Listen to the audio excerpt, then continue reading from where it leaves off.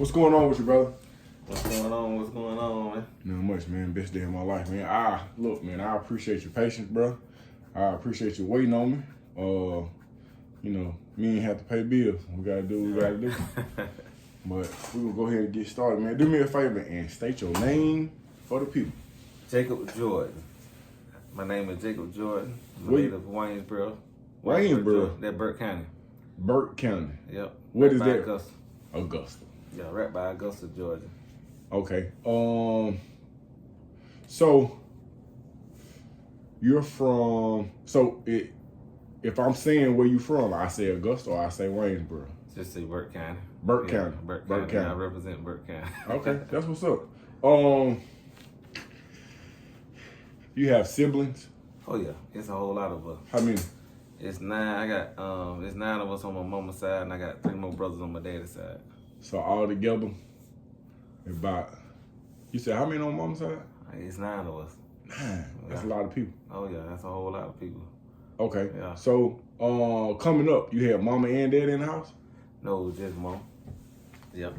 Okay, Just where was dad at?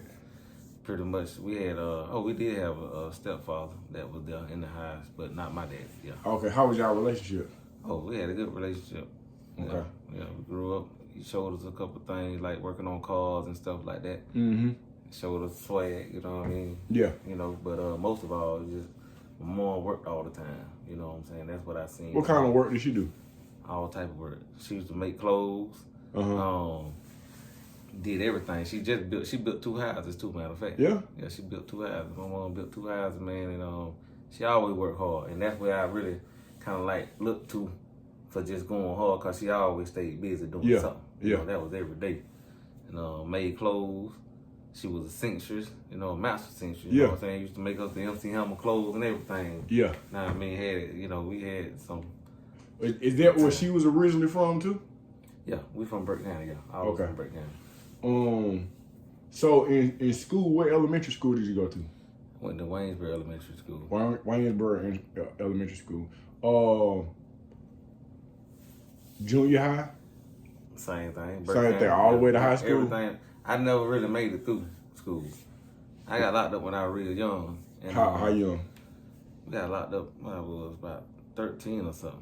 You got locked up at 13? I think I got locked up. That's when I had stole some cars when we were younger. They locked us up in juvenile, and I got back out after that, and then we're doing good, and then ended up catching another case. So I never really made it through school. I went to prison when I was 17. Okay, so you was 13. Who was you stealing cars with? It was just me and my brothers. Yeah. Older brothers, you was the... No, some of my younger brothers. My older brothers already was in prison at the time. How many of your brothers was in prison? Everybody was in prison except for I think it's one of us ain't never been to prison, but everybody. So hold on. So how many boys? Just again. 7 boys and 2 girls. How many of the 7 boys have been to prison? 6. Charges? What kind of charges? Everything you name, from murder to aggravated assault. Pretty much that's it. Murder and aggravated assaults and stuff like that, or robbery and stuff like that. So when you was on the street, you was 13. You was stealing cars with your younger brother, but you had some older brothers that was already in prison. They was already locked up at the time. Did you ever get a chance to go visit them while they was in prison? Oh yeah, we went to Alto plenty of times to see one of my brothers. Yeah. So at 13, you had been to Alto to visit one of your older brothers. Oh yeah. That's crazy. Yeah, I had already been to Alto, but even before then, when we was younger, my mom was in prison too, though. What was mom doing in prison for? Yeah, she was in prison. She had an aggravated assault. She was in prison as well, so. How much time did mom do? My mom had 10 years, and I think she did like 2 years off of it. Damn. Did dad ever do prison time? No, he never did no time in prison. You said that like he was a preacher or something. Nah, he always been pretty straight up. My dad, he's a straight solid dude. You know what I mean? He always just been straight up. No nonsense. Yeah, very, very solid. Yeah. Yep. Oh, I gotta take this call. Okay. Hey, how you doing? So, mom went to prison for... She had aggravated assault. Aggravated assault. This state or federal? It was state. She went to jail by herself, or she... She went by herself. Okay, do you know the situation, or you just know the charge? Just like a crime of passion, you know, just getting caught up dealing with relationships and stuff like that. Gotcha.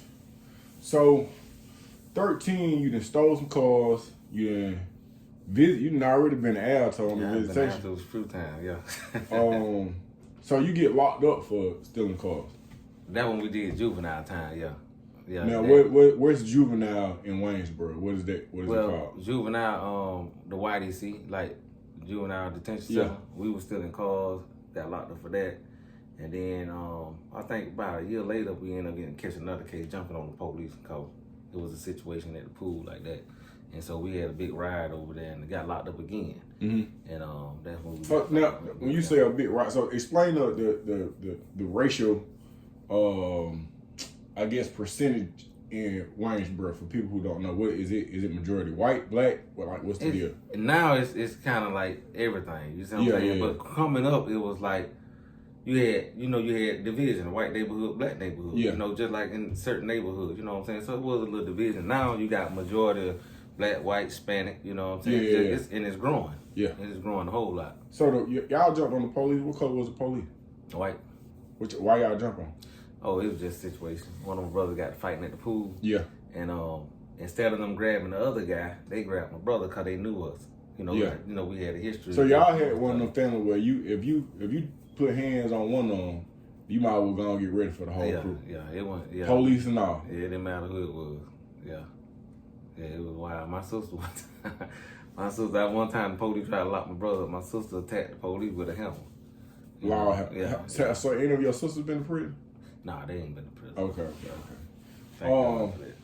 So when y'all get into it with the police, you go to juvenile. I went to juvenile then, yep. Yeah. So how many times you been to juvenile?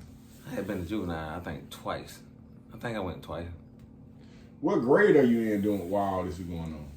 I think I was in like 6, 7, 8, somewhere along there. Are you active in school or are you? Oh, I was very active in school. I was good in school. I had good grades. I was in drama class, did good. But you know, just like anybody else, when you're young, growing up, and you really ain't got a father figure in the home. You got a father, but you know, he's doing his thing, and then you just out there in the streets because your mama working all the time. Yeah. And a lot of young kids deal with that. Yeah. Their parents working, so they leave you to what? The streets. Fact. They tell you the right thing to do. You know, I tell everybody I never blame my mama or my father for my actions because they told us the right thing. Yeah. We just left to the streets, and the streets gonna succumb them young kids just like it succumbed us, and we got excited about doing the things that we were told not to do. Right. You know. Is there? Well, y'all had y'all own game, but is there gangs in Waynesboro at this time? Nah. Y'all don't. Man, they family listen, when I got locked up, I'm tell you a funny story. When I got locked up, we was you like the family like gang. That's how it was. You mess with us, you mess with the gang. You know what I'm saying? But when I got locked up, and this when the Thuggish Ruggish Bone and all that type of stuff came out. That when everybody throwing up gangs. Now we didn't know what that was. Yeah. We got in juvenile. I see guys throwing up this stuff. Like, what is they doing? They crazy. You know what I'm saying? Yeah. And so when something kicked off, they thinking we was in the gang. We wasn't in no gang. We just had each other back. They didn't realize that's just my brother, that's my cousin, that's my partner, and we just ride together. We was just like that. That's just the way we was. While on the other hand, they was gang banging. We didn't know what gang banging was. Yeah. We had no clue what gang banging was. That's just the truth. And but they considered what we were doing with gang, and then until the ward actually had to call us up one day because they had gave us some gang charges saying that we was gang banging. But I told them no, that's my brother. He just got a different last name. Yeah. And so once they called and found out, they called my mom and they called everybody, and they had them come up there. Yeah. And they proved that we was some kin, so they dropped the charges on them. That's crazy. Yeah. That's crazy. So when did you transition into heavier crimes? You know what? Just like anything else, you know, the streets, it began to get you, you know, and then you got a different mindset. And I always been very serious about everything I did, you know, and some of my partners and stuff, while we was out in the streets, you know, selling drugs, doing little stuff here and there, I just had a drive to do something else. You know, I wasn't a follower. You know, everybody doing their thing and all us were cool, but I'd be like, they doing their thing, let's do ours. And so I had a drive to just like, man, let's just do something different. So tried selling dope, we would sell dope, but it was slow. Being out there standing still, I always like to move around. Like a real job. I can't stay still like that long. I always had a problem. So I had to find something else to do. So that's when I started getting involved in different types of hustle to make money. And unfortunately, you know, you still got your family and stuff out there. Everybody doing their thing, and some of them get caught up in stuff, and it get you caught up in stuff. You know, they problems become your problems, and you don't even know it. You don't even know. You know, and so that's how I got caught up in heavier crime, because it ain't had nothing to do with me. I'm cool with everybody. Yeah. But I can't help it if my cousin or my brother done did something. You know, we gonna come to their aid. Yeah. And so that's how I ended up getting caught up in crime. Nobody never really messed with me. I didn't mess with nobody. But when they get caught up in stuff, that's when something happened. And that's what really got me all that time. So you get locked up at 17. And what's the charge? I had 2 counts of aggravated assault. The armed robbery got dropped to burglary and possession of firearm during commission of crime. What happened? Well, I never forget, this particular case right here was something simple. Somebody had put out a hit on one of my kinfolk. Okay, so armed robbery, 2 counts of aggravated assault. Possession of firearm during commission of crime. What happened? So they dropped the armed robbery because they couldn't never find what was, you know, whatever happened. They drugs, whatever, you know. And nobody never really would talk. I grew up where, honestly, we just grew up, we didn't like the police. Period. So it was never going to be no cooperation, you know, and we're not talking, you know, and that just was natural. I've seen many times guys that was around me at the time go in there and talk, tell everything that they know. And I just was just stubborn. And it just wasn't like I was just doing it because I had to. That just was in me. That was just innate. You know what I'm saying? Yeah. I seen the police take my mama away. I seen the police take everybody I love away. So I wasn't gonna talk to them. Yeah. So that's the enemy, exactly. So, but we got caught up in heavy crime by just, like I said, others around us, and then that's what happened on this particular night. Somebody had done put out a hit on one of my kinfolk, and when I got a whiff of it, that's when I was like, okay, well, we gonna deal with that. Yeah. You know, and that's what happened. And things just, you know, got out of hand. And the crazy thing about it, they say warning come from before destruction. God, I'm trying to never forget. On my way down that way, I had a sawed-off shotgun in front of my arm, and I had a jacket on. Me and my partner walking. My sister passed by her car. I had a car look just like hers almost. And she said, where you going? Look like you about to do something wrong. She said, you don't need to be going. Where you about to go? Look at God tried to get you. Tried to warn me. God on the truth. Told me, said, you don't need to be going that direction. Yeah. And you know what I did? I like, oh, I'm good. I said, my car down there to Mount Thelma High. Come Mount Thelma, them stayed on that same street on Martin Luther King. And I'm like, oh, we good. And she said, you need to go on and turn around. And then the other one was, one of my partners that with me, he said, Jake, you don't need no gun, cause, you know what I'm saying? All of us grew up kind of fighting and doing straight. Like, nah, you the wrong one to have a gun, cause they had already started giving me a nickname, Jake the Ripper. Yeah. You know, and so they were like, you don't need the gun. We didn't go do this because we know you will hurt somebody. Yeah. And but I want them to go in. I'm not going to go in somebody's house. Don't have one. Come on, that is crazy. Yeah. Because you might hesitate. Yeah. To where I just know how serious this situation is, and I can't. Yeah, yeah. And so, and that's what happened. It's crazy, bro. I had interviewed Lemonhead sitting in that same chair. He said the same. He said he was on the way to go do some nonsense. His dad that came from the country and tried to get him. Tried to warn him. Bam. And bro, I had the same thing happen to me. Yeah. Somebody was just like, hey, man, they thought I was selling drugs. They was just like, man, whatever you're doing, you need to stop doing what you're doing. I was like, man, I ain't standing there. You talking about then. It's like I'm going to push you out the way and I'm going to grab this prison sentence. I got to take this. So when you do get locked up, how many, is it just you or you got your kinfolks get locked up with you or? Me and my co-defendant, Jamie, he was in the Alto with us too. Jamie Scott, yeah. The name sounds so familiar. Who played ball a lot, like had that jump shot. He had a mean jump shot. I had to see it for He was older than all that, cause he hadn't been to prison before. Oh, he hadn't already did. He hadn't did a bid for Rob. You know what I'm saying? That's why they called him the nickname Rob. You know what I'm saying? And that was another influence, cause see, we was around when we grew up. We was around some real showing up. I mean, that's just what we integrated into. We was around some real killers, robbers, and stuff like that would hurt you for real. Yeah.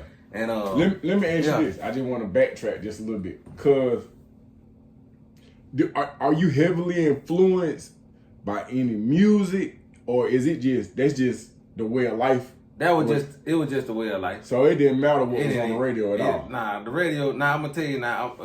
Every now and then, I'm gonna tell you that armed robbery by 8-Ball MJG, man. Lord have mercy. Hey, look, that armed robbery by 8-Ball MJG. Yeah. Now that will that'll get you, know what I'm saying? You got there going crunk. Yeah. And those my boys, man. I still love MJG today, man. I'm talking about them boys, that was true, man. So is there any drug usage going on at the time? Nah. Well, I never, you know what, I sold drugs. I used to have drugs even inside the wall. Never used them. Every now and then I would smoke a little weed. Yeah. For my birthday or something. But I never been addicted to anything. No kind of pill, no drug. I never had a craving for that. Yeah. My craving was between women and just excitement. Yeah, that's it. And money. That's it. Yeah. That was it. Nothing else. Man. So, you and Rob get locked up together. Mm-hmm. So, y'all, because you done been a juvenile, when did you realize that this is different? This not juvenile no more. This I'm gonna tell you real something. stuff. When I got in the kind of jail with them, that's when I realized. So you 17, so you still 17. go to the... Yeah, and then when I got the Alto, I was child nutrition. You know what I'm saying? Yeah, I was juice, you know what I'm saying?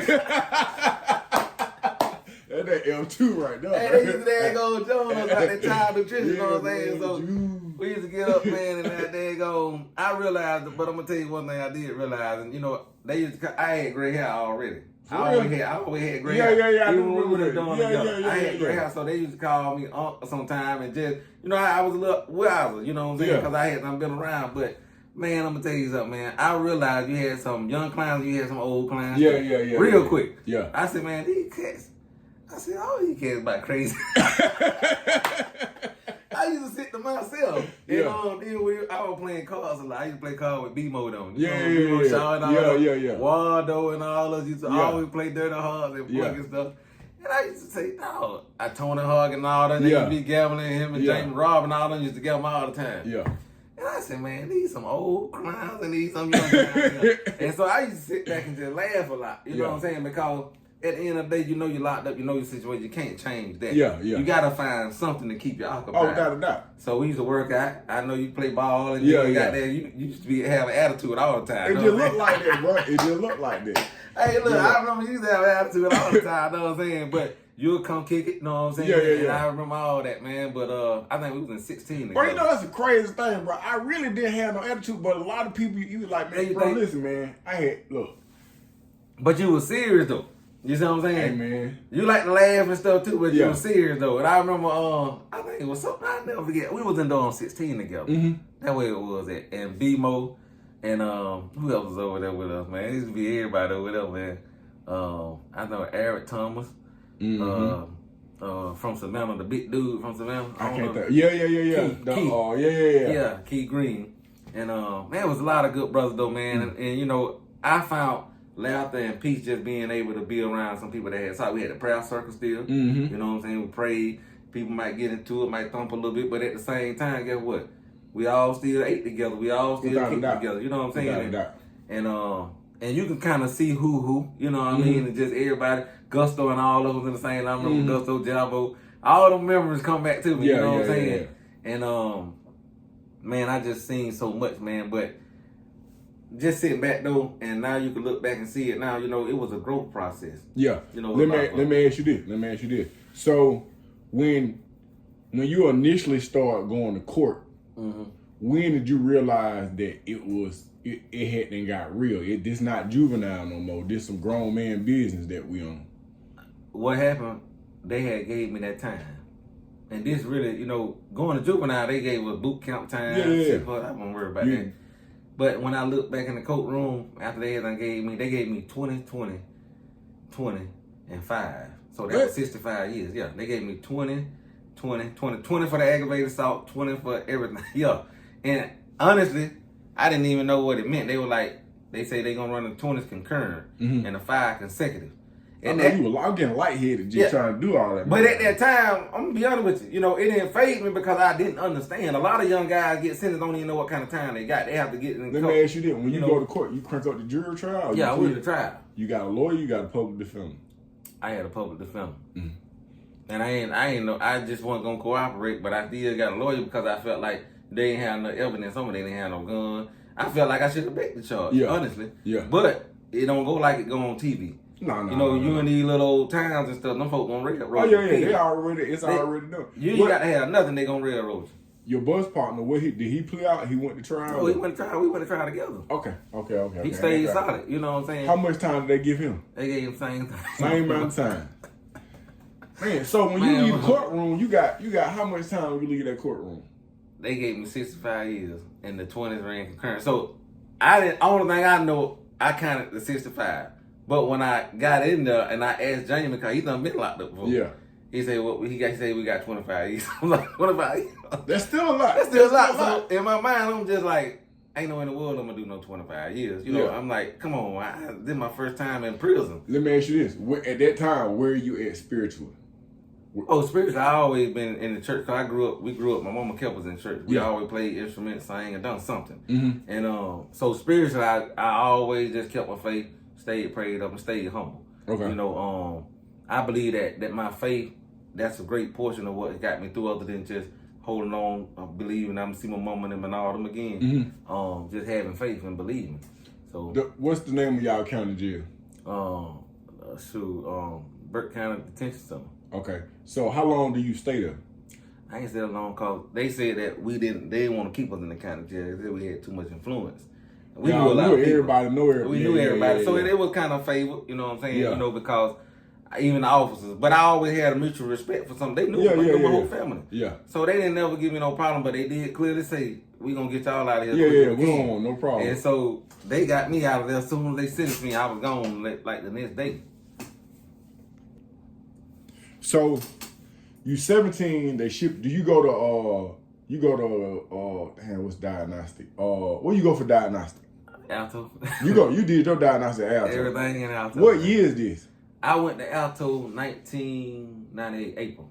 Okay. April the 2nd, April the 1st is when I entered Alto. Okay, so now you going back to Alto, but you're not going through the visitation. No. This is not the visitation. I'm actually entering Alto, you know. So when you first get to Alto, what's your first experience like? Where's your mindset and what's your first? When I first got to Alto, man, I walked in there, and really, man, when I walked in, I seen Juvenile with the brown and white on. Yeah. And then I seen they were taking me to the A dorm. Yeah. Got in there, and I seen that everybody, this is different now. You know what I'm saying? Because as soon as we got in there, I seen guy back there thumping in the back there. Off the muscle. As soon as we walked in, guy thumping. But remind you now, my co-defendant with me, he's the older head. Yeah. And while we was going up there on the bus, everybody kind of navigated towards me and him. Yeah. Because he's older, he done been there.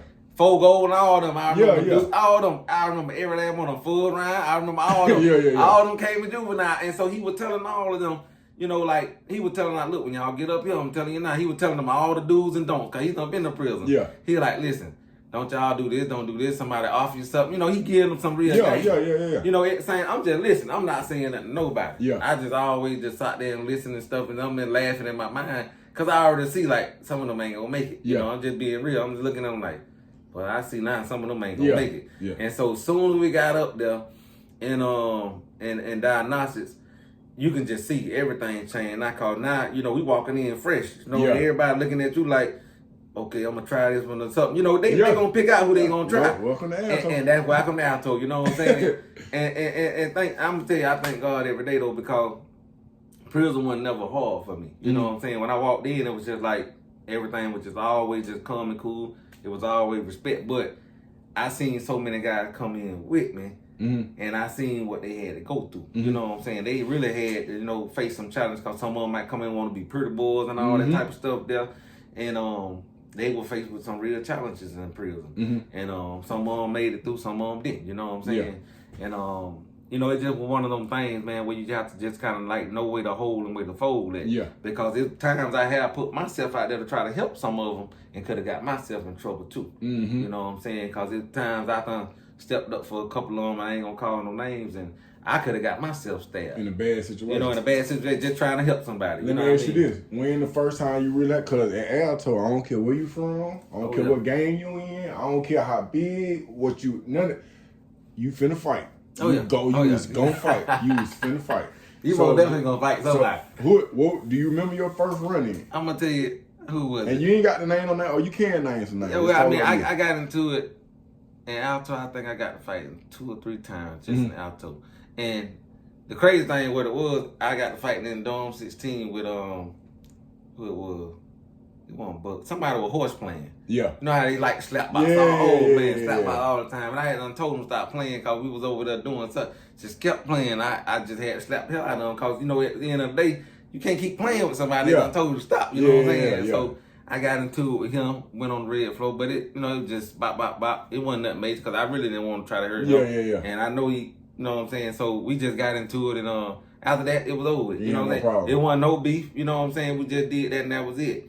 And then I tell you one time I got into it in the kitchen in B unit. Okay. Cause the older lady liked me. You know what I'm saying, man? You had several women in the kitchen. Several of them. All of them like me. Funkberry. You was in the kitchen. Yeah. So yeah. You used to be running with dogs. Yeah, man. Bro, I really thought you was an old man, bro. Like, for real. I was like, bro, this old man always in a good mood. I never seen your face out of shape, man. But you used to be with dog. You a dog kind of looking like you, dog, that was partner. Look, bro. I'm gonna tell you, that's who put me up on game. What dog doing, bro? I don't know, man, but I'm gonna tell you. That was a good dude, man. Dog was a good dude. He showed me how to hustle them sandwiches. Him and Junkie Slim. Him and Junkie Slim was up there. Lizard Pimp took me up on his arm, bro. Man, I'm gonna tell you something, man. I had no idea when I was in Alto, this old lady was liking me on the line. So I'm green because, you know, I'm not looking at this old white lady like that. I'm gonna be honest with you. I'm just working. Not the big old. Not the big one. You know what I'm saying? It was several of them. Listen, it was several of them. You know what I'm saying? Yeah. So I'm just over there working. That lady kept grabbing over, reaching over. You know what I'm saying? Like bumping, man. So I'm like, so dog, put hold on, let me ask you a question. When you go to chain gang, and I'm just asking, was you a virgin when you went to chain gang? No. Okay. Nah, we been out on the street. You know what I'm saying? Okay, so the lunch lady feeling you. Yeah, so she feeling me, but I didn't know because she's an older lady. Mm-hmm. So dog pulled my coattail. Dog like, he said, "Chick, I'm tell you something. You can get that butter." And you can get her to get her some bread. Yeah. And he said, you can do it. She ain't gonna do it for me. Yeah. He said, I done messed up. Know what I'm saying? Yeah. He said, I bet you go after she gonna give it to you. I said, man, you playing, man. And you know that money. Yeah. That's money. So they serious about this. Like, I ain't even taking it serious. Know what I'm saying? Yeah. So dog school him like, man, go and talk to her. I showed enough. I went and told her, I said, can you get me 2 loaves of bread and some butter? I said, I want to make some sandwiches so I can make some money. Oh, no problem. Trap bunking. Wow. So I'm like, okay. So I ain't even, only thing I did was get it and get the dog them. Yeah. And you know, they go down on the line. They use it didn't make it happen. So dog them, they busting down the sandwiches and stuff. Yeah. All along, I'm just the middleman, but I'm gonna get blessed too because all the kids. Yeah, you the plug. So now that I done got this going, I had no idea. So now I'm gonna make a bigger move. So it was this other girl up there. You know what I'm saying? It's a long time. I ain't gonna call her by name because he ended up kind of getting caught up over this girl. Mm-hmm. And I'm putting him on him because I didn't want to mess with her like that because she was a big one. You know what I'm saying? And long story short, yeah. Yeah, I remember Black Lady, but she man, listen, I listen. Had a rally, boy. I had them all. So I done schooled her on how to bring something in for me. Yeah. You know what I'm saying? And I had talked to my homie TC to invest in it. You know what I'm saying? Yeah. And Warren G had them put me up on game. That's my people, man. I'm gonna tell you something, man. Shout out to Warren G, man. Warren G put me up on some real game. I seen Warren G at the park, man, not too long ago. Man, that's my dog, man. Warren G good people, man. Yo, always. He the first person, and I say that when I was in F1, that I seen get a large quantity of anything in. Yeah. And you know what he did? He didn't care where you were from. He blessed everybody. He putting everybody on. Yeah. And this what he told his homeboy them one time. I remember when D and all them, cause all of us used to play cards and stuff. Yeah. We always played cards and gambling and stuff. He said, man, I'm gonna tell y'all something. Y'all hating on Black. He said, y'all hating on Jake. Know what I'm saying? He said, but Jake handling business. Yeah. He told him that. Now, and we was all cool, but he was just telling, he said, y'all done got that stuff and y'all done smoked it up. Yeah. He said, that man hustling. Yeah, he got money. And so when they put me up on game, this is what I started doing. I started making my own way. I would go pick my own stuff up and get my own stuff. And, you know what I'm saying? And me, my homie Kenny Woods, all of we did our thing. You know what I'm saying? Because they was on the yard. Yeah. So they can make anything happen. Then they work the store. You know what I'm saying? So and he was. So let me ask you this: so while you doing time, is your people putting money on the books? Are you getting it out? You getting it out No, you know what? All us, I would say they would try to, but I'd never want to be a burden on my mama, no. Yeah. I would tell my mama I'm good, you know what I'm saying? She's like, you sure? I'm like, I'm good, cause my homie Kenny worked the store. Yeah. He got it swole, man. Kenny had it on lock. So, and then I'm doing my thing. So, between me and Kenny, we had everything we needed. Yeah. We didn't need anything. I'm talking about seriously. When Kenny left, man, he had like 20 urns, trash bags full. He couldn't even take it. We had to just give it away. You know what I'm saying? I gotta cut that out down, but I'm old. Okay, so when you do come out of juvenile, so how long you stay in juvenile? I stayed in juvenile not that long. I went straight to Alto. I was already, I'm 17 now, so I didn't go to juvenile in Alto. You did? I can't know. I just went to A building, but I was already 17. Okay. So yeah, what? So I didn't go into juvenile. When you was in A unit. I was in A unit, but it was just diagnostics. Gotcha. Dorm 6, remember Dorm 6 was over there? Yeah. And then I went to Dorm 6, and then they shot me to PMC. Okay, so what dorm do you go into when you get the PMC? I think I went to 16 or 15. No, I went to, what the deal was on that side? 16 on that side or 15? I think, bro, my mind's so bad. I was in dorm 15 with my homie bunkmate and a Jew and all. That's what I was going to ask you. Do you remember who you saw when you first got there? I told that's going to stick out. Like, who was the big homies? Who was my homie bunkmate, running Allen.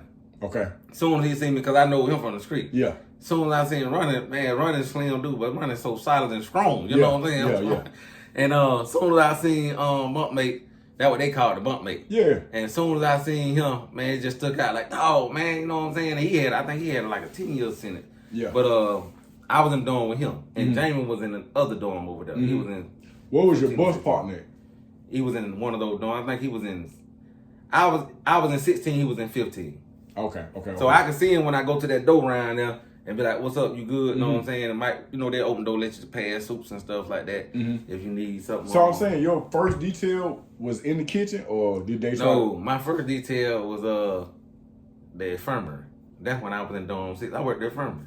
Oh, you one of them slick talking. Yeah, I was in the bro. You can't even. I was in the room with Carlos Brown and all. Hold on. You just got the air, so you must have had some. Your kinfolk must have been there. No, man. I went straight to the infirmary all man, top. Man, I tell you, man, God was on you already. Yeah, it was already, you went man. To the infirmary, no lie, I worked in the infirmary and I was. It helped to have all your teeth. See, I ain't have all my teeth when I got down there, bro. Hey, I got a pot sink mouth. That was my first detail. And bro, you struck sweet off the muscle. And I messed it up. Cause guess what I did? This old chunk that one of them things. No, it wasn't a female. One of the old white guys. He said, "Hey nigger, what? Get this trash can." He was just talking junk, and I'm young, so I really didn't do it. I told her, I said, "You from Wayne, bro? Y'all jump on the police." Yeah, so I'm like, jump on the police. I looked at, I said, "Man, I know he ain't talking to me." I said, "Man, I take that pillow and put it over your head, and you out of here." Oh, you talking about somebody that's in the bed? He was in the infirmary already about to die. You know what I'm saying? He don't care. He don't even care, so he just talking junk. So I'm like, "Man, I get the pillow and put over your head." So it got back. So hold on, hold on, man. You did. So what is your responsibilities when you work? Yeah. Oh, mop the floor, clean, take the trash. I had it sweet. I ain't gonna lie. The females out there, that's what you want when you know what I'm saying in prison. But I ain't know no better. I'm just getting there. I ain't realized I was in a good position. They gave me free world food already. I'm just getting there. You know what I'm saying? You started at the top. I started at the top. On top. Yup. I was already blessed. Didn't even know it. Crazy. So the people that's in the firm, are these people that's about to die, or what's going on with these people? Man, they was already sick about to die. Yeah. They already had them been locked up for a while. Every last one of them was on their deathbed. So the white boy, he just talking. He chunked. He just seen me and started calling my name, and I didn't know no better. You know what I'm saying? I done told him what I was gonna do to him, and I was tempted to go in there and unplug the oxygen, but thank God I did so late.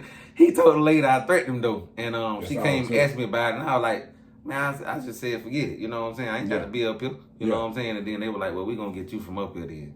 And then I went to that's when I went to PMC. Then they put me in the I worked the hole. Are you still sweet? I still scrub. So I hurt the hole, man. Listen, bruh. Man, I had it so sweet in the hole, man. I'm gonna tell you something though. That was a real experience in that hole, cause that's when you still working PMC and you working in the hole. Yeah. Okay. Yeah, I'm in the hole. I'm going up there every night. They come getting us. We going up there. Me, bunkmate, cause bunkmate was working up there.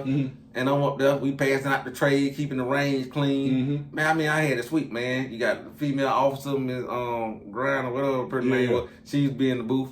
And man, I used to go down there and beat on the booth, sing to them and stuff. And man, I used to have fun in the whole. You know what I mean? But, let me ask you, what's the craziest thing you done seen in the whole Alto while you working there? I seen the first thing that I seen that I couldn't believe I was in. Well, I seen somebody had their head to the thing and somebody had their pants down and get some head. I'm like, what? Oh, through the bars? Through the bars. Oh, you know, because it was bars. You know, you got bars. And that was my first time seeing something like that. You know what I'm saying? Because they got bars.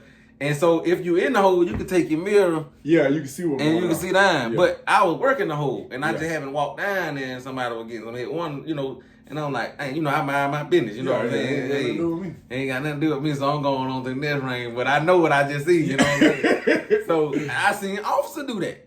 What? Man, listen, man. Come on, man. Man, I'm dead serious, man. I done seen an officer do that, man.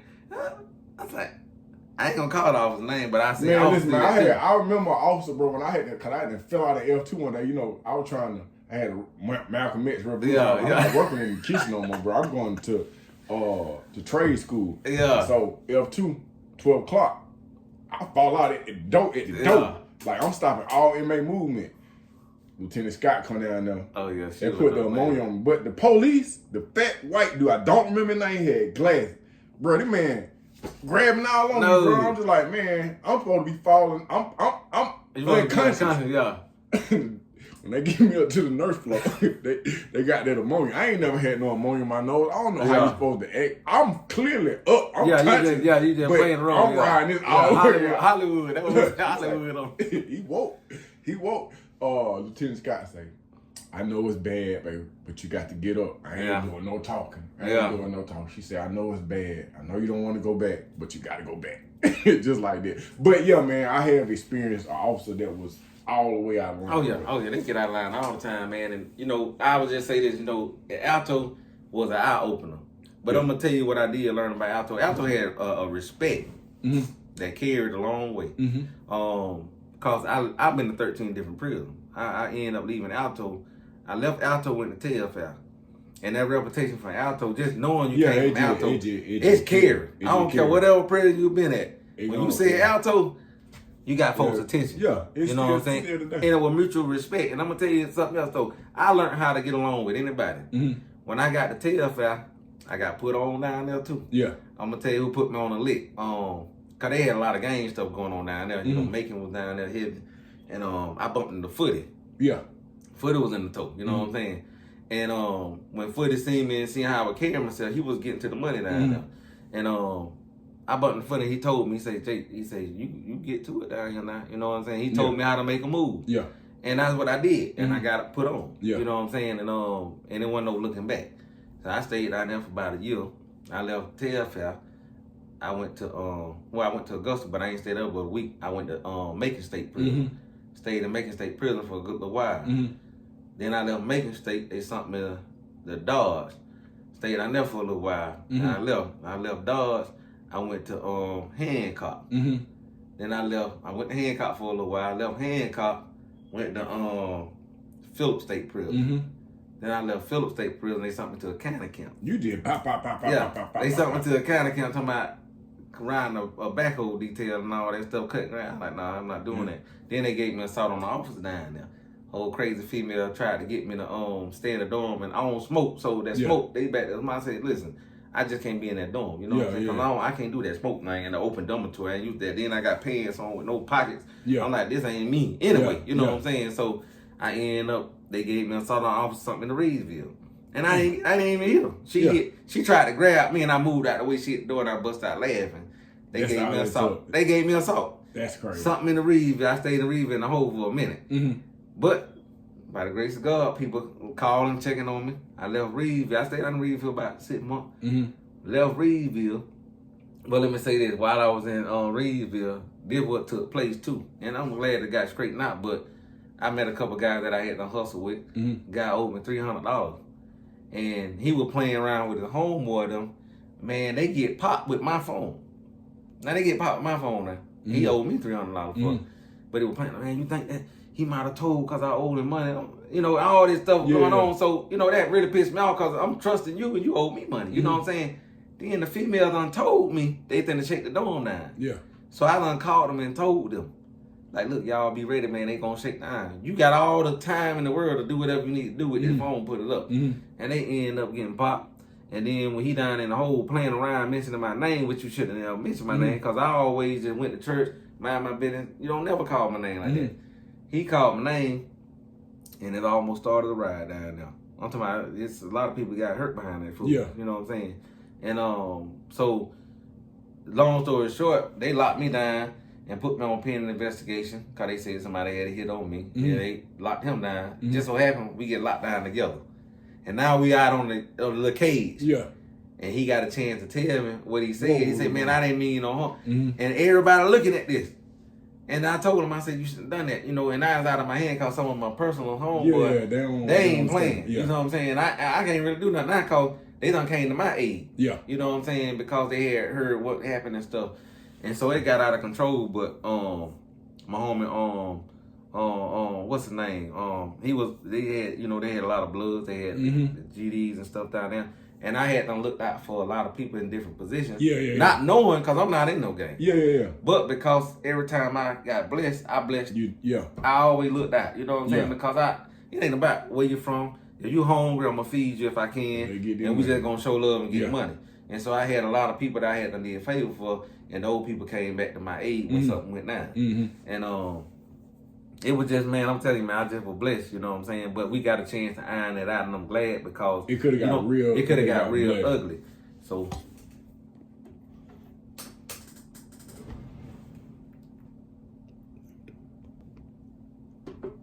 all right. So,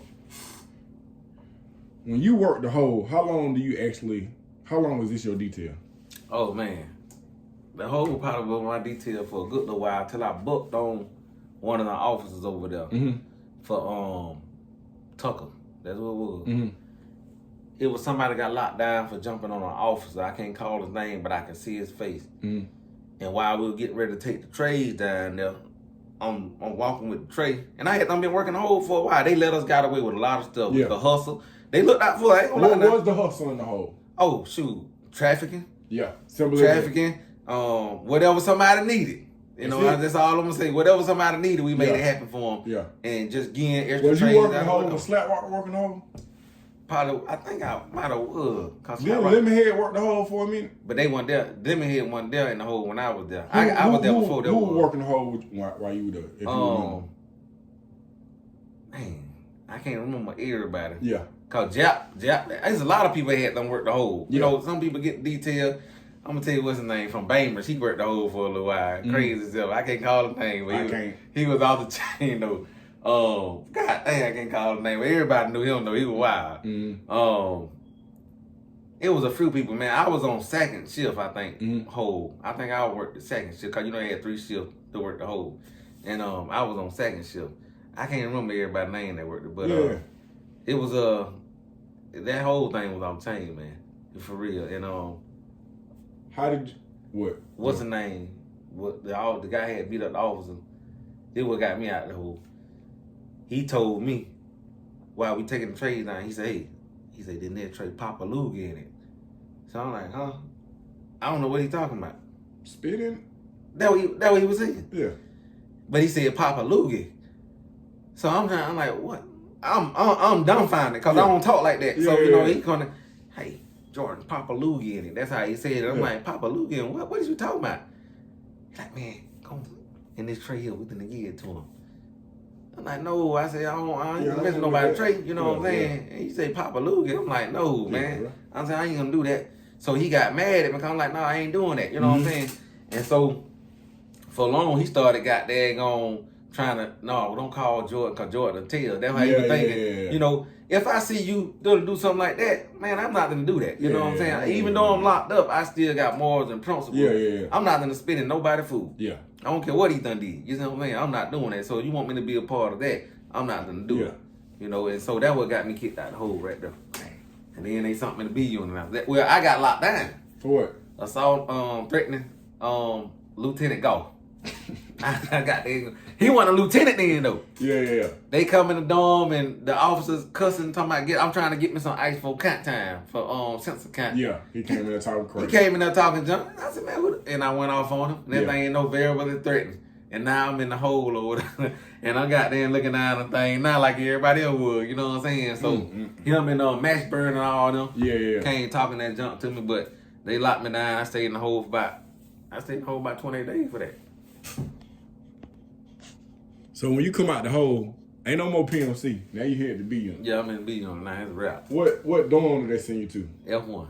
Oh man, I went F1, man. Listen, belly of the beast. I went F1 with Corey though, Corey Fleming though, Lattimore. Yeah. Let me see, who was there? Slim them was in there. Leondo and all them man, boy there, Snag them was in there. Yeah. BU, that was my partner. BU, little man came afterward because Slim, the other Slim was in my room, Shepherd, that played basketball all the time. Ham. Oh man, Jackie Will. Ham. Whoa, Mac. Cooley was in there for a little bit. Man, with so many guys in there, man. I'm talking about, man, it was all tight, man. Otis, Evan, Red. Yeah. All them from Griffin. Yeah. Chico. Junkie Slim and all them. Yeah. And man, I'm gonna tell you something, man. I got to say this because this is just on my mind where I got it, man. One of the craziest things I seen in F1. This is the craziest thing I ever seen in my life. I seen somebody get robbed in F1. Yeah. Talk about it. And guess how he got robbed now? I'm listening. The ugliest person in the thing. The Willoughby. You remember Willoughby? Yeah. Willoughby put on a neck bag and robbed somebody. Oh man. This got to be a new dude. Man, I swear for God, man, that's the crazy. I ain't never seen nothing like that before. But Willoughby literally put that goddamn on. Yeah, he put on a neck bag and robbed somebody like he really, you know what I'm saying? I was like he on the street. Like he on the street. And man, I'm telling you, that's about the craziest thing I'll never forget. I like, what the hell? And he literally, like he was robbing, he ran in the room, robbed him, and ran down the street. I mean, not ran down the street, ran down and ran in another thing, right? And I was like, oh man, hey man, I'm talking about I almost fell out. It was just crazy, some man. wild stuff going on to be. I seen guys that go in the shower. I ain't never seen nothing like this, but I seen guys go in the shower and that thing, somebody screaming. You know what I'm saying? I'm like, what the fuck? You know, this was a real. Yeah. F1 was like a real it was an eye opener. You know what I'm saying? It was totally different. It was totally different. I'm like, man, they got me in this place, Lord have mercy. You know what I'm saying? You could just sit down and be playing cards, mind your business, but you can still anything going on. You know what I'm saying? I remember we were sitting out. We were watching this when Kobe Bryant was playing Michael Jordan. That's what I remember. We would watch TV, and somebody was on. Mind you, I'm in F2. Somebody on top range. When they on top range, bro, looked like they had them whipped out a lawnmower blade. Yeah. And just with the juke, bro. No, everybody that was sitting right here, nobody moved. Yeah. Nobody moved. But you would have thought it was a commercial break because we see Kobe and Mike right here. And went right back to it. Yeah. Because it just, man, I'm telling you, man, that F1 was something serious, man. But through it all, man, I'm telling you something. You had enough entertainment amongst us. Yeah. It was just so much. Them guys kept. Every day somebody. It's gonna be something. It's gonna be something every day. Yeah. No lie. Yeah. Something going down, and it's just like it's never a dull moment in chain gang. No. You don't know what you might see. Ain't no telling what we're going. So you in F1? Is you still getting? Cause I know when we was in F2, that juice. Oh yeah, I still was getting child nutrition early in the morning. You know, we had to go first. They want us to get in the line, make sure we get that child nutrition early in the morning, and I used to get up in the morning, but when they popped them doors, I hadn't got turned on, you know what I'm saying? They had them females in the booth and stuff like that. I might try to stay back that they gonna try to get me an eye full of a female or something. Yeah. But the guy be hating. If you down there, you catch one of the females, you're gonna have some people. Oh, you already know. That gonna come with it. That one of the only issues I had. Every issue I had in prison still behind. From a female. In the kitchen, I got into it because guy was mad back out that cost a female. You know what I'm saying? And I never had no problem in prison until the canine and stuff like that. Yeah. So you worked the kitchen. Mm-hmm. You worked the kitchen for how long? The whole time I ended up. Well, when I first got the B unit, I was in L1 for a little while, and then they got me in the kitchen. Mm-hmm. And once they got me in the kitchen, that was it. Over with. That was over with. Once I got in the kitchen with all them, dog them showed me the ropes because I didn't know nothing about selling no sandwiches and stuff like that. But it ain't take no time. I don't take. Once I seen what we could do with this. Yeah. Oh, we were eating Fat Boy meal every night. You know what I'm saying? We bringing back the bologna and cheese grilled sandwiches. Hey, you know what I'm saying? Cinnamon rolls.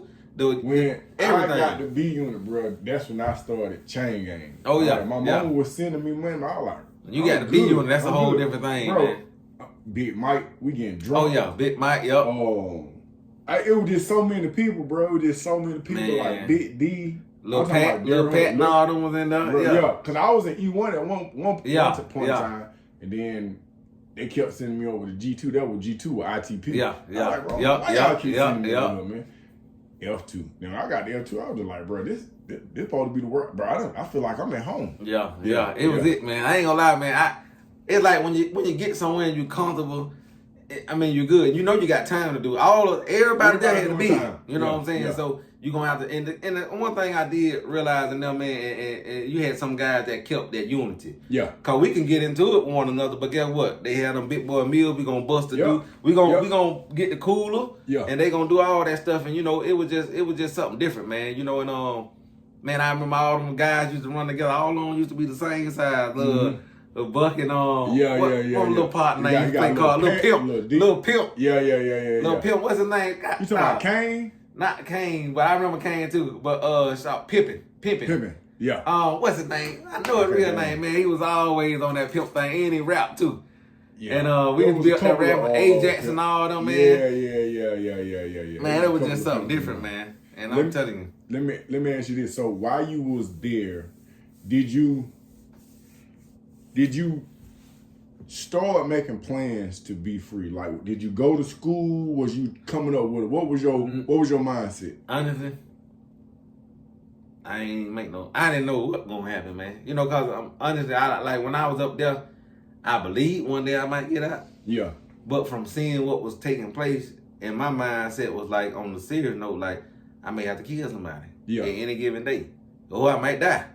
You know what I'm saying? Because things did kick off. So you don't see when you doing your time, you ain't looking at the finish line. No. I had to learn not to look at the finish line because I was calling home sometimes, but when you call home, people got problems out there. Yeah. There's real stuff going on out in the world. And I had to ask myself, how am I going to be able to do this time? And the old head put me up on game. Like, Jay, you got to forget about that free world. You know, forget about the free world to do your time. Then one of the biggest things that helped me was, because I got discouraged at one point, like, man, I'm just fresh in on this whole 25 years. And I said, man, my mama was locked up. My brother doing time. Mm-hmm. I said, if they did, I could do it. Yeah. You know what I'm saying? And so I just blocked everything out. I started just focusing on chain gang. Yeah. And that's what I did. I said, I got the chain gang. Now, did you have no children when you went to chain gang? No, I ain't got no kids. Okay, so at some point in time, did you lose yourself? Did you lose grip, or you just gave yourself a pep talk and just kept moving? I never lost grip because I know reality is I got people that love me, and I want to make it back home to them. Yeah. But I got to focus on chain gang. My reality is what I got to deal with. Yeah. And so when I say chain gang, I just said you got to become a savage in somewhat. You got to. You got to just become where you at. Yeah. I got to become a product of this environment and make the best of it. You know what I'm saying? Simple as that. And no matter what go on, this is what's going to be. Because I see a lot of guys, you know, and I was going to talk about this later on, because people pass your past, no matter what you done did. If you done murdered somebody, raped somebody, if you was a rapist, if you was a child molester, you don't have to stay that way. Yeah. And this is what I tell people nowadays. No matter what you done, don't let nobody hold you hostage to your past. Yeah. Everybody got an opportunity to change. Facts. And so while I was in there, I seen everything. I seen all type of stuff take place. But I always realized, first of all, I'm a man. You see what I'm saying? Yeah. No matter what happened, I'm going to have to stand like a man. Mm-hmm. Somebody violate, you got to do what you got to do. You got to demonstrate. But I stay out of everybody's way. Yeah. And I learned that if you just stay out of people's way, mind your business, rarely something going to come your way. If you stay out of folks' business, because you're going to see some stuff. Yeah. You got to act like this right here. I ain't seen nothing. I don't know what they got going on over there. You know what I'm saying? Don't even ask me. I got into it with what that slim officer up there. He used to go with BJ Mama. Remember like again BJ that I think what's the name was what's the name? Them was cool with him. What that tall officer name? Vanoy.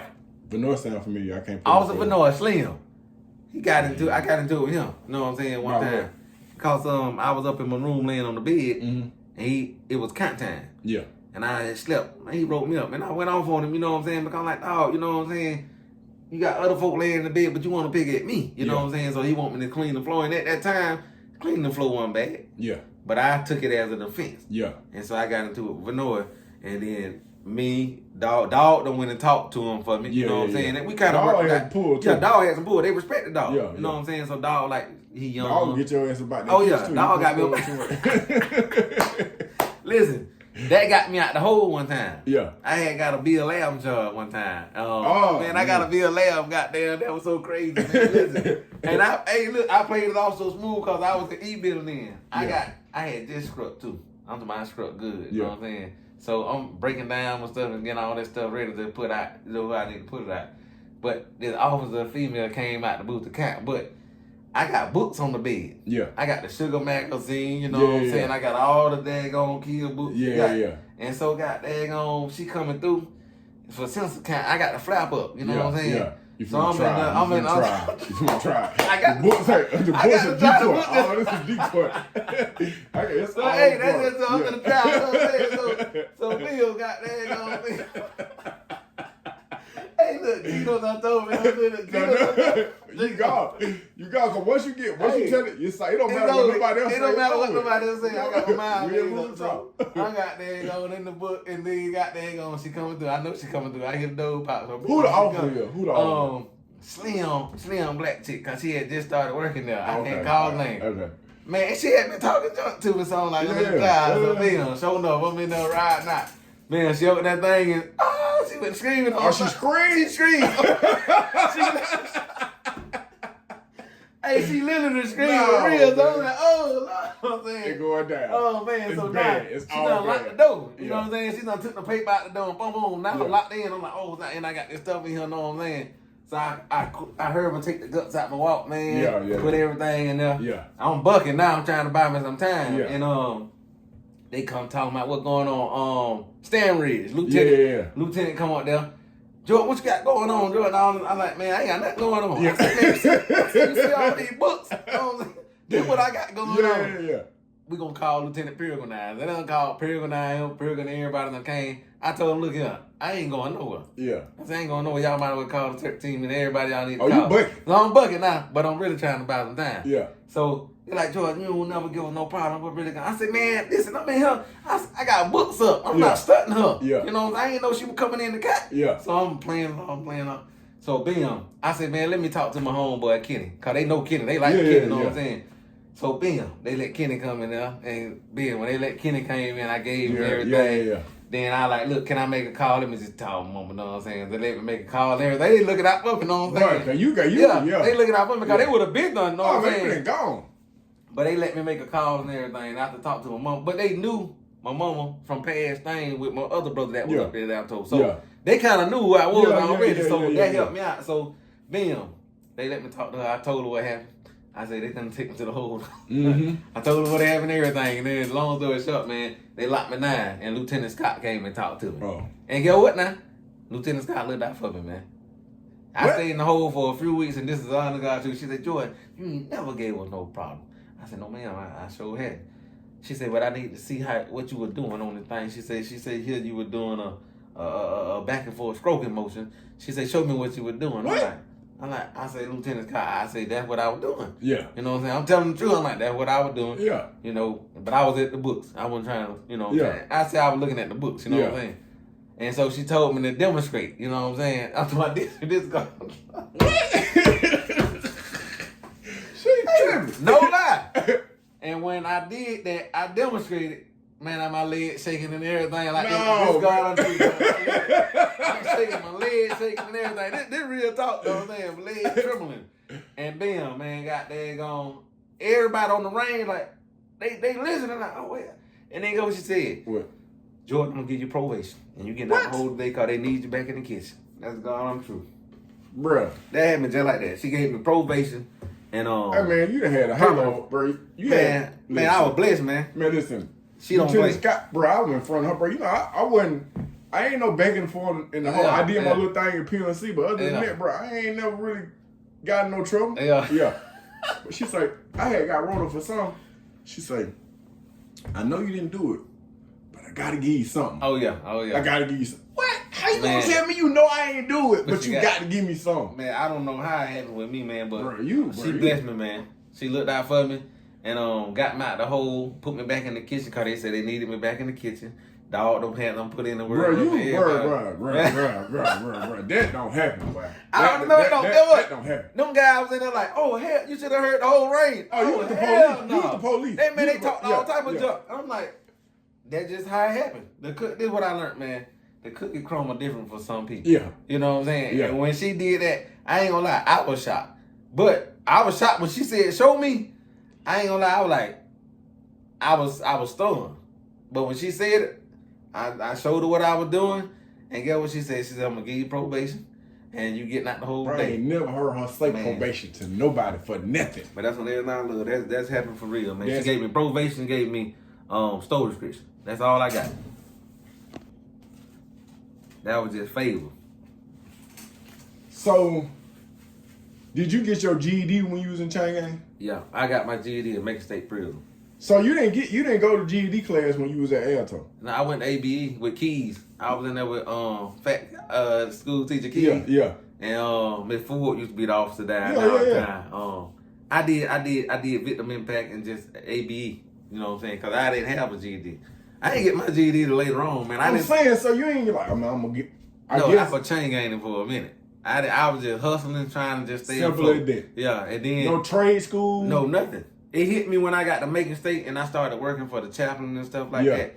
I always had to end up with a good detail, and I started working for the chaplain, and I seen everybody else educating themselves. See, you got a heavenly spirit. I got a pot singing spirit.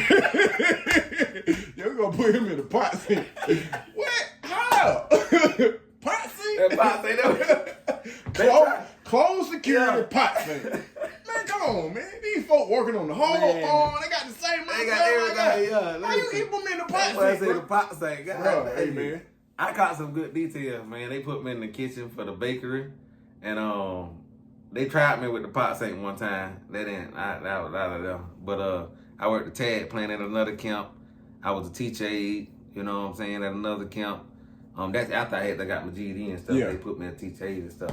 So did you leave Alto when it shut down, or they? No, I left before. I left while it was still running. What year? I left December 2001. Oh, you left. I stayed in Alto like 3 years. Right at about 3 years. Okay. Yeah, I was at 98, 99, 2000. No, I actually stayed 4 years. That's right. 98, 99, 2000, and I left in December 2001. Mm-hmm. Then I went to TFF, and I stayed at TFF for a year. Yeah. I went to so many different prisons, man. What year do you come home? I came home May the 2nd, 2012. 2012. Okay, so now your coming home process, is it okay? You coming up for parole? Is this what's man? They had them set me out like 2-3 times. And explain the first time you got set out. I was in Macon State, and I did like 9, almost 10 years, and they set me out. They set me out for 6 years. I'm saying, you up for parole? How long are you looking forward to this date where you? No, I didn't even know. Oh, I was just doing time, and then they say, well, you got a tentative PM. TPM. Yeah, you get a piece of paper, or how they go? Yeah, they had gave me a TPM. So I'm like, I'm gonna be honest, it was strange to even get it, and they were telling me about it, like, you got a TPM, and I'm like, I was just like, okay, you know what I'm saying? Because at that time, I had them kind of, I would say, came institutionalized almost. Yeah. You got to be careful not to get institutionalized, but I had them got so used to. You semi, in order to survive, you semi got to lose a little bit of yourself, yeah. Bro. And I had them kind of got institutionalized and just, I'm talking about, I got the fresh stripes, I got the fresh shoes. Yeah. You know what I'm saying? I'm chain gang now, you know what I'm saying? Yeah. And I'm hooking up with some people that know how to make things happen. Yeah. You know what I'm saying? I'm dealing with certain people and they making things happen. So, and things were getting good. We looking out for people in the chain gang. We looking out for people in the street. You making it happen. We making things happen. So at that time, that's when I really like, you know what I'm saying? I'm just doing what I got to do. So when I got the TPM, it was strange, and I was like, okay, they set me off though. And so I'm saying, when you get is your hopes high, or you just? I was like, if it happened, it happened. You know what I'm saying? How it got to be. I ain't really look forward to it because I seen so many people get denied, so I didn't really think they were gonna let me out anyway. So here it comes. If I was from on the outside looking in, if I would say, infirmary, the whole all these sweet ass details. He said, he gonna go. And everybody else was thinking the same thing because at this time I'm the choir director. They called me Pastor Long Money. It came on. Pastor Long Money. They called me, started calling That's me what I'm doing. I ain't gonna do you like that. Pastor Long Money. They started calling me Pastor Long Money. I'm the choir director at Macon State Prison. Yeah. And we having skits, plays, we having all type of stuff to keep guys occupied, staying busy. So I'm the choir director, and so I'm encouraging people. Now at this time, I had been out to the schools. I'm Faith Take Care of the base dormitory. I done been out to other schools talking to kids. They took me from prison to school to talk to kids. Yeah. Bro, I went out twice. Crazy, bro. Faith was just all over me, but I wasn't understanding that, even in prison, God was using me to do some great things. So hold on. You was in chain gang at Macon State Prison. Yep. And these folks was taking you to schools to talk to people? They took me out to school twice to talk to kids. Yep. Bro, we did a different time in there. Yeah, we did. Man, that's some boy. Hey, everybody was like, how you... Listen, I'm gonna be honest. Hey, man, God been on your side for a long time, man. I was shocked. I got chosen. It was several people tried it, and they chose me. You know what I'm saying? They chose me and two more guys. Wayne Crowder, one of them, and another guy. And they took us to a whole school, man, to talk to some kids, man. And man, I'm telling you, that was one of the most eye-opening experiences. I think that's when my life really changed. You know what I'm saying? I'm talking about, I started feeling more like responsible for making right choices and things like that, because I like, dog, people are affected by your testimony. Yeah. And I didn't realize that. But when I went out and this kid, it was a young girl, her mama had got locked up. I didn't know it, but I told him that one of the hurtful things to me when I was younger, when I went to see my mama in prison. Yeah. And when they told us we had to leave and we didn't want to let go.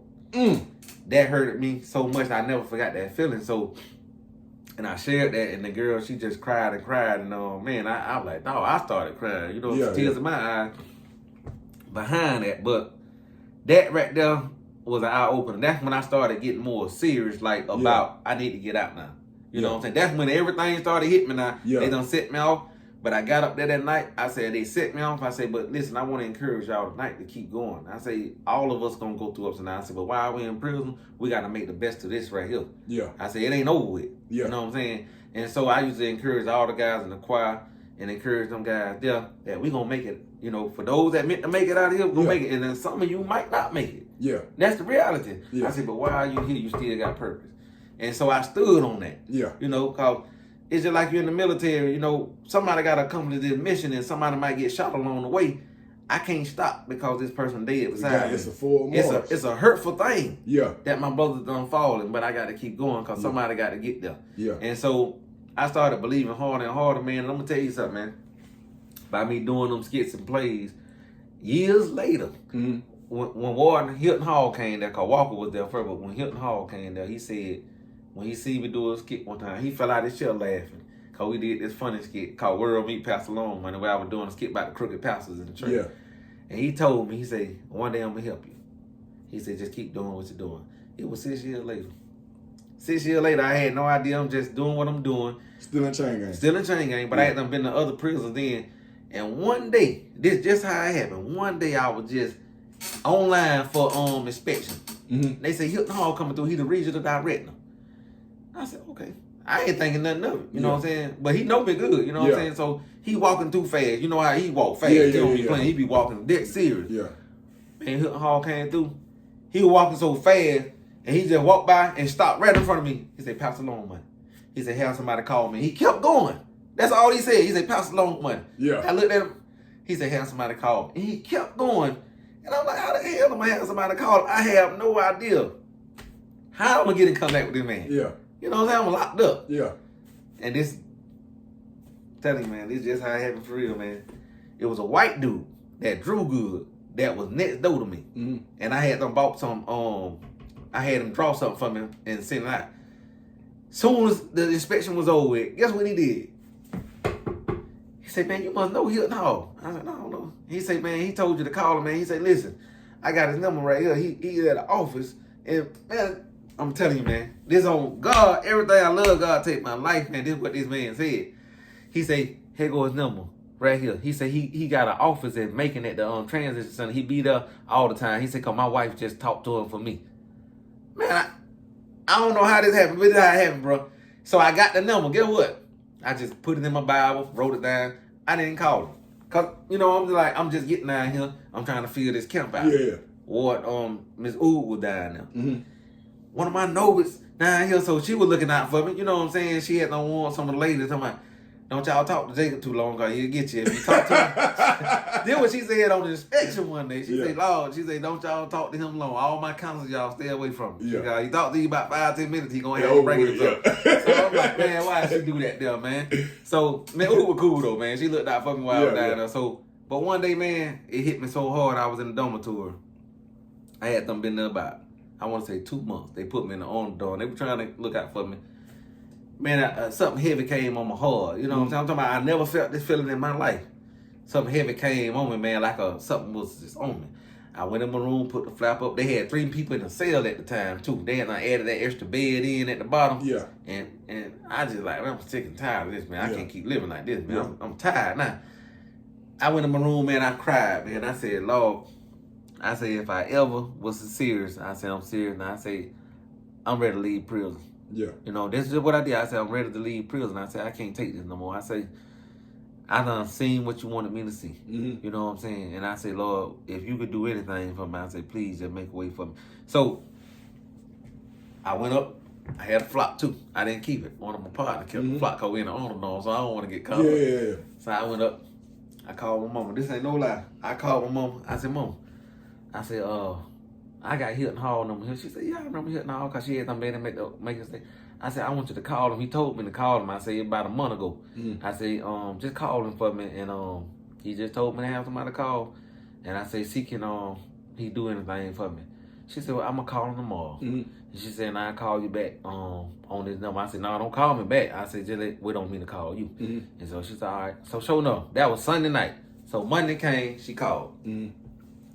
I said, shoot, I ain't going to call her tonight. I'm going to wait till Tuesday to call. You know what I'm saying? Mm-hmm.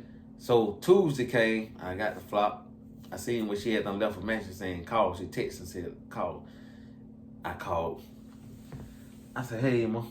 She said, you ain't gonna believe this. I said, what? She said, don't say nothing to nobody. She said, the next bed come available. She said, you going to the halfway house.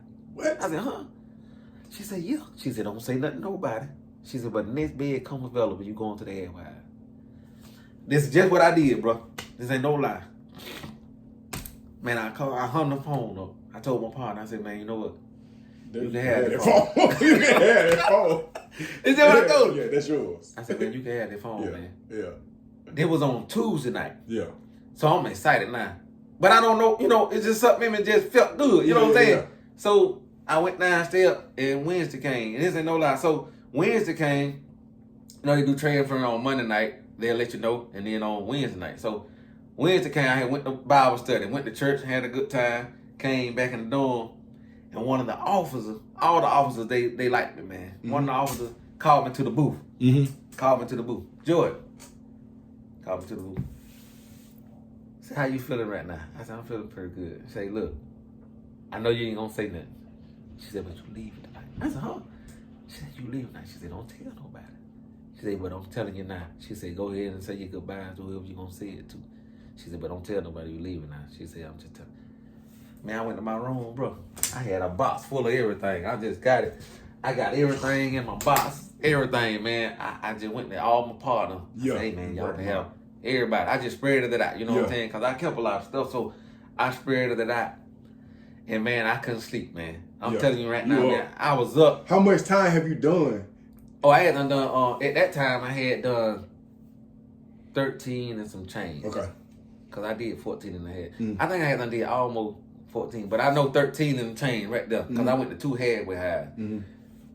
I gave away everything. So when they locked everybody down, the officer came on to me and said, George, pack it up. So when they said pack it up, this ain't no lie, man. I'm going to tell you something. It was officers from other dormitories came on the house.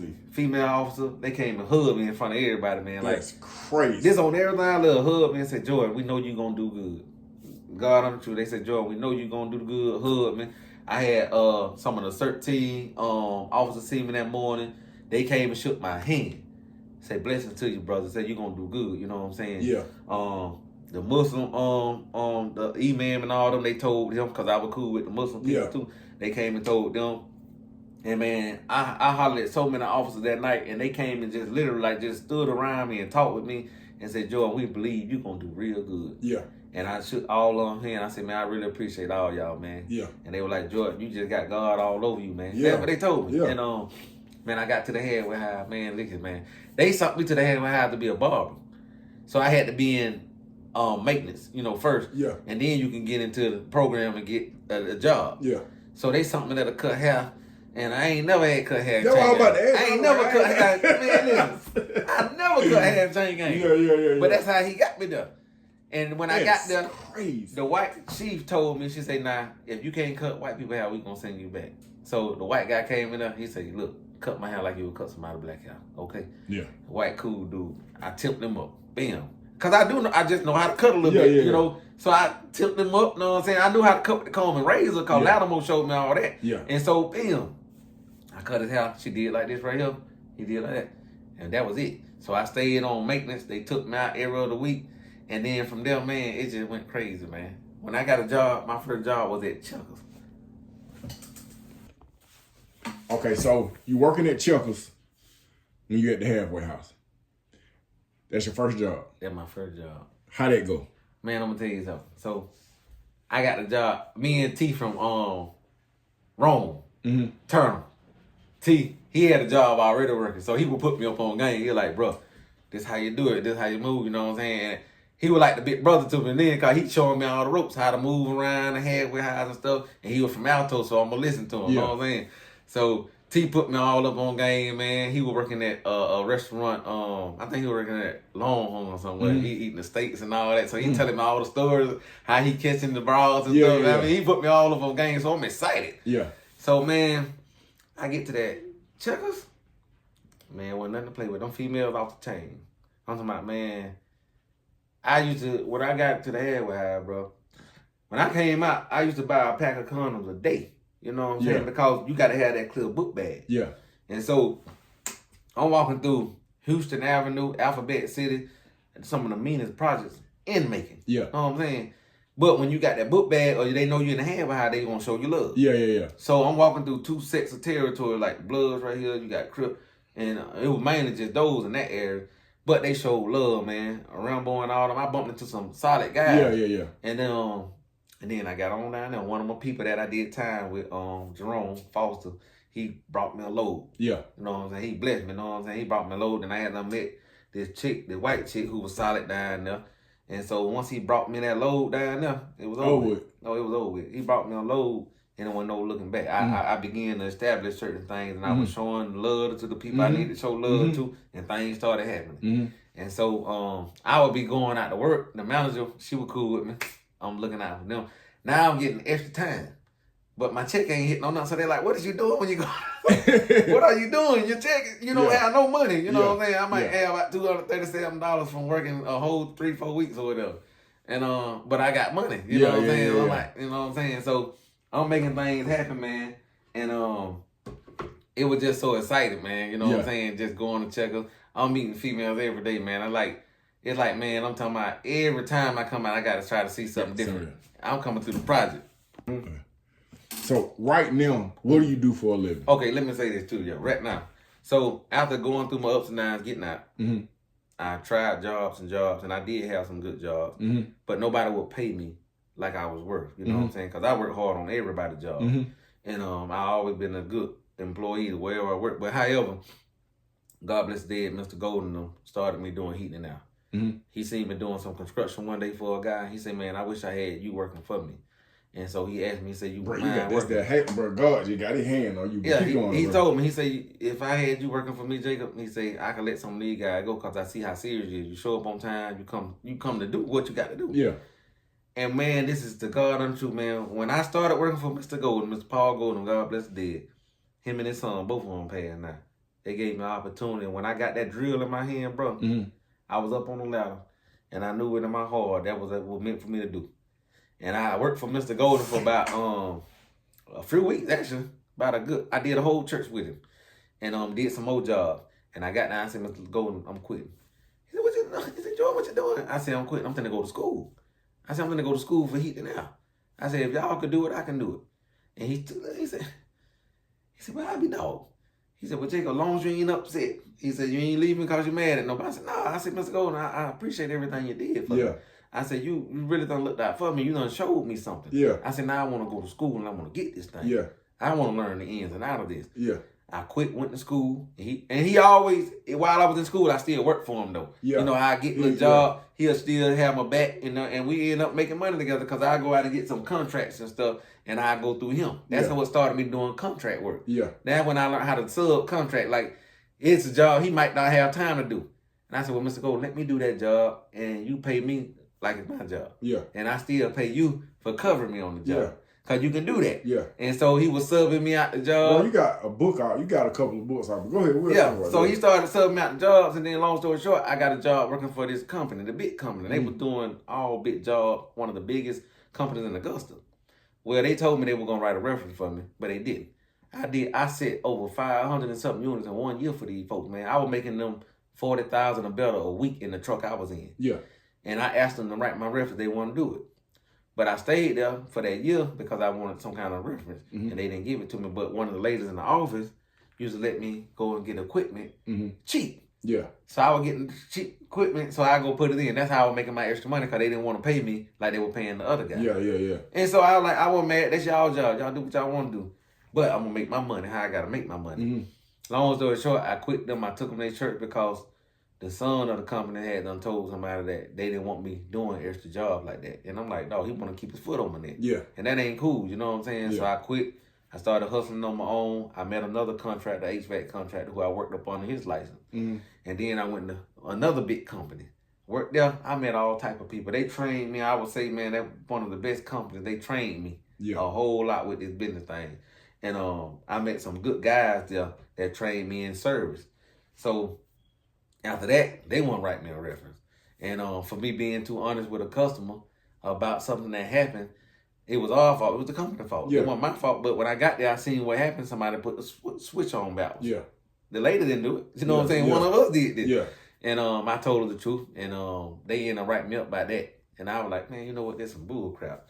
But I didn't say nothing. I said, I'm just going to go on and sign the paper. But I knew then I'm about to get ready and deal. So I got a contract. Mr. Golden, God bless day, he died. He was doing another big church, put 9 units in that church. And when he died, the guy asked me, the contractor asked me, he said, would you come finish this job? I said, I ain't got license. He said, well, his license is still open for a whole year. He said, so I'm going to talk with some people and we're going to try to work it out and get you down here to oversee it and you do it. It was like $40-something thousand left at the time. I didn't know what to do. I just went out there and seen what needed to be done. But I'm like, well, how am I going to make some money? Because I got to buy all this stuff to finish it up. But it was a lesson learned. I wasn't mad because I learned a lot doing that job. I still made a couple thousand, you know what I'm saying, a few thousand, but I didn't make a lot because I had to buy all the other material. And but once I done that, I seen what can be done. And I seen how much money I made these companies. And so shortly after that, I ended up started studying to get my HVAC contractor license. And so now today, I'm a licensed contractor, and that's what I do. I got my own business. I'm the CEO of Jacob's Heating now. What's the phone number? 706-726-1678. What areas do you work? I done been up in Atlanta. I do work everywhere. Because I'm licensed all over Georgia. But mainly I be in the Augusta series already. But if somebody from this area needs some help and they got better prices, I give them a better price than anybody. And what's that number again? 706-726-1678. You got a website? Oh yeah, www.jacobjordan.org, or you can say Jacob's Heating and out of Waynesboro, Georgia, and it'll pop up. But that's my number. And I do got a website too, though. You know, you can go to my website, jacobsheatingandair.com. That's my website. And then you can go to Jacob's Heating and Air, Waynesboro, Georgia, and pull me up, and you'll see my picture. You'll see my pictures. And on Facebook, Jacob Jordan, you can hit me up on Facebook. And we got the best prices, man. I'm beating everybody's prices. Why? Because for one, I understand that everybody may not have it like some people are charging. And I don't have a large crew, so I don't have to worry about that overhead costing that much. So I can save a person easily $2,000. And their work is still quality. All day. You can go to my page, man. Everything we do, 100%. Everything is official. It's code. It's up to code. Everything we put in got to be up to code anyway. Yeah. But everything we do is an actual professional. Everything. I love what I do. I'm gonna ask you one more question. Then I know you got to go. Do you think that your work ethic, your mindset, would be your professionalism, your dedication would be at the in the space where it is if you had not gone to chain gang? Cause I want you to think about that dude who walking with that shotgun. And so I'm asking you, would you be, if you had not gone through the trials and tribulation, do you think that you would be where you at right now? No, I absolutely wouldn't. I would be dead or in the feds.